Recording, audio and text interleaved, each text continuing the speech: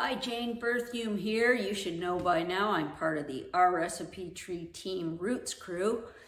And today I have found the best rhubarb cookie recipe on the internet.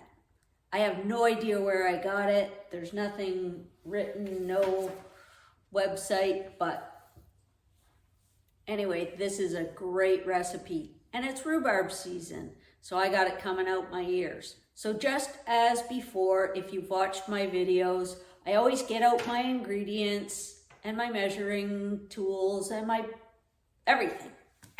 Get everything ready so you're not halfway through and realize you've missed an ingredient. So this is the easiest recipe in the world. All you do is take your dry ingredients, put them in one bowl. Your wet ingredients, put it on your mix master. You're gonna stir up the wet stuff. I'll show you what that looks like. You add your dry. It makes a dough. You're ready to go. Little ice cream scooper, cookie scooper. Put them on your tray. In the oven they go, and you are ready to bake. So here's my dry ingredients. You just gotta give it a quick whisk. Make sure everything's stirred up real well. And then you just add it to the wet ingredients. Very simple. When you beat your butter, brown sugar, and egg, just make sure it's nice and mixed really well, nice and creamy, and just slowly add your dry ingredients to it. So now you're gonna beat it well. Keep mixing it until it forms a dough. You can see it starting to form the dough. And make sure you push down your sides and make sure nothing's on the bottom. I'm gonna stop it and just make sure everything's all mixing together well. So you can see it's starting to form a dough. So we're just gonna let that go at just another minute till it really forms. And then we're gonna go ahead and add the rhubarb. We got 1 cup of finely diced rhubarb that's gonna go in there. Add your rhubarb, but I suggest just stirring it in because mine's very fresh and very wet, so it'll make your dough pretty wet if you really work it up. So I just add it. That's about 2 sticks of rhubarb, 2 big sticks, and I'll just stir it with a spoon and just get it mixed up nicely. So here is our dough and our cookie sheet. I use these little barbecue sheets.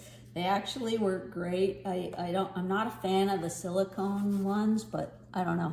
I use these instead of using all the parchment paper and throwing that away. Anyways, I just fill the cookie scooper and I'm gonna put a dozen cookies on here. And it just makes a nice, it's a smaller cookie, but it's nice size. And that's all you gotta do. Just fill the pan. Okay, these babies are going into the oven at 375 in the middle of the oven and for about 12 to 14 minutes. My oven, it takes 14 minutes. Everyone's oven's different.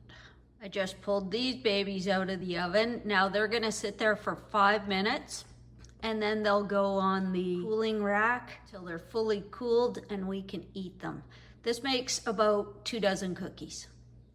Now you might have noticed in that video me using a vegan butter or butter substitute. That's because we have someone with an intolerance to dairy.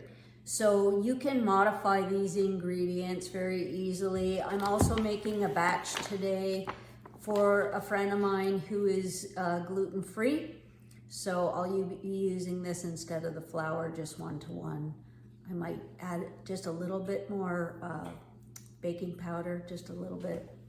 But you'll find these swap out really easily in this recipe for the rhubarb cookies.